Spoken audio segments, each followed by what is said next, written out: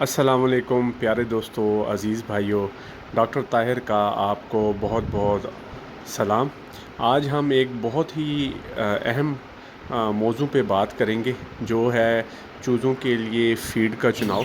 جیسے آپ کو پتہ ہے اور کافی سارے شوقین بھائی اس بات سے بخوبی واقف ہوں گے کہ صحیح خوراک بڑھوتی کی ضامن ہے۔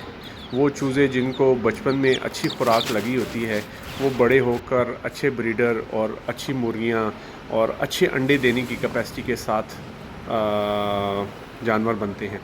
وہ جانور جن میں کمزور خوراک یا جن میں میل نیوٹریشن یا غذائی کمی کا شکار ہوتے ہیں، ان کی بڑھوتی اس طرح نہیں ہوتی جیسے ہونی چاہیے۔ یہ بات تو آپ سب کے ذہن میں ہوگی کہ پاکستان میں مختلف طرح کی جی فیڈ کالا والا بازار کھائیے میں جی۔ دستیاب ہے۔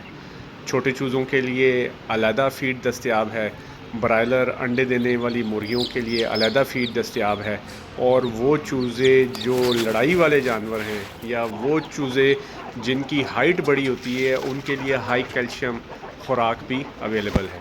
لیکن کافی سارے علاقوں میں ضروری نہیں کہ تمام نمبر والی فیڈ موجود ہو، جس کی وجہ سے لوگ اپنے جانوروں کو، پرندوں کو مختلف طریقوں سے بڑا کرتے ہیں، اور کبھی کبھی کیا ہوتا ہے کہ وہ جو خوراک چوز کرتے ہیں ان کے لیے، یا جس خوراک کا انتخاب کرتے ہیں، وہ ان کے لیے موزوں نہیں ہوتی۔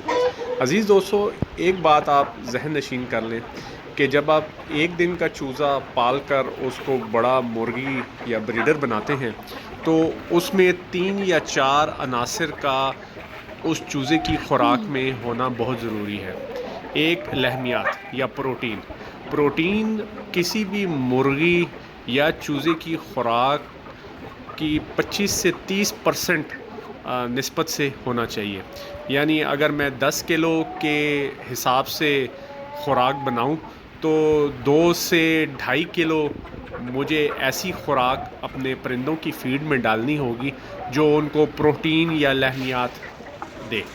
باقی 50 سے 60% جو خوراک ہے وہ کاربوہائیڈریٹ پہ ہونی چاہیے۔ کاربوہائیڈریٹ عام طور پر جتنے بھی اجناس ہیں یا دانے ہیں، ان کا بڑا امپورٹنٹ جزو ہوتا ہے، اور یہ پرندوں کو فوری انرجی پرووائڈ کرتا ہے۔ تو جو پرندے کاربوہائیڈریٹ کا تناسب جن کو صحیح ملتا ہے، وہ چست ہوتے ہیں، ایکٹیو ہوتے ہیں، اور وزن بڑھانے کے لیے لحمیات اور پروٹین کا ہونا ضروری ہے۔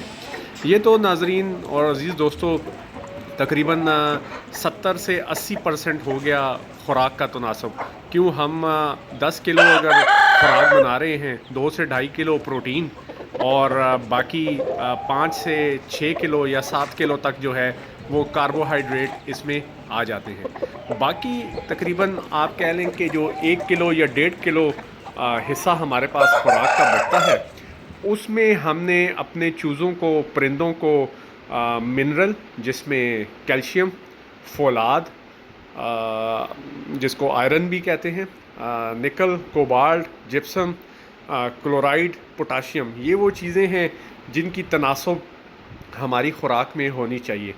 اگر یہ امپارٹنٹ منرل اور الیکٹرولائٹ ہماری خوراک میں نہیں ہوتے تو چوزوں اور پرندوں میں عموماً لاغر پنی زیادہ پائی جاتی ہے، ان کی ہڈیاں کمزور ہوتی ہیں، اور گرمیوں میں ان کو بخار جو ہے وہ عموماً ہو جاتا ہے۔ آپ یہ دیکھ سکتے ہیں کہ پاکستان میں مختلف نمبروں کی فیڈ دستیاب ہے۔ اب ضروری نہیں کہ یہ فیڈ پاکستان کے ہر علاقے میں موجود ہو۔ کچھ جگہ پہ جو شہری علاقے ہیں وہاں پہ ہے، جہاں پہ فیڈ کی کمپنیاں لگی ہیں، وہ مقامی ضرورت کو پورا کرتے ہیں، لیکن جہاں دور افتادہ علاقے ہیں یا وہ علاقے جو شہروں سے دور ہیں، وہاں پہ فیڈ کی سپلائی اس طرح نہیں ہے جیسے باقی علاقوں میں۔ تو یہ جو تناسب ہے باقی 1 سے 1.5 کلو خوراک کا، اس میں کیلشیم، نمکیات اور منرل ہونا بہت ضروری ہے تاکہ ہمارے جو چوزے ہیں ان کی بڑھوتی اچھی ہو۔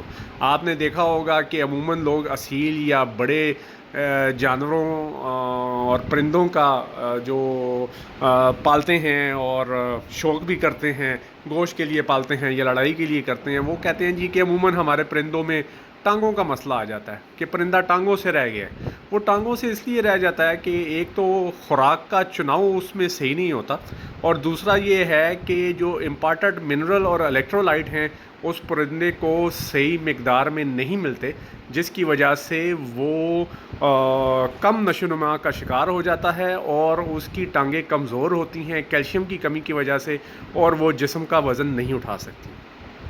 تو جب بھی آپ نے خوراک لینی ہے یا خوراک بنانی ہے اس میں آپ نے لحمیات, کاربوہائیڈریٹ, منرل اور فیٹ یا چربی جو ہے اس کا تناسب ضرور رکھنا ہے. فیڈ اگر آپ کے علاقے میں نہیں موجود تو کاربوہائیڈریٹ کا بہت اچھا سورس گندم اور مکئی کا دلیا ہے.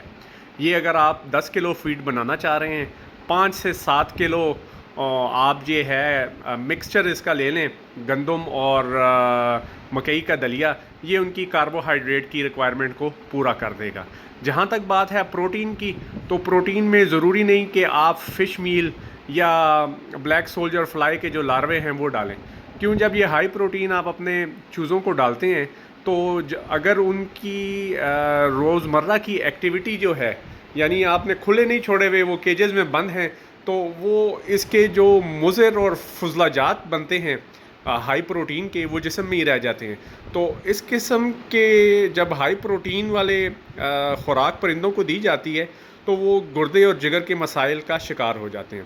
تو ایک تو آپ آرگینک فیڈ بنائیں جس میں نے آپ کو بتایا کہ آپ مکئی اور گندم کا دلیا لیں. پروٹین کی جو ضروریات ہے وہ آپ دالوں سے پوری کر سکتے ہیں. 2 سے 2.5 کلو دال دانہ جو ہے وہ لے لیں, اس کا دلیا بنا لیں, اور ٹھنڈا چونا تقریباً 10 کلو میں 300 سے 500 گرام.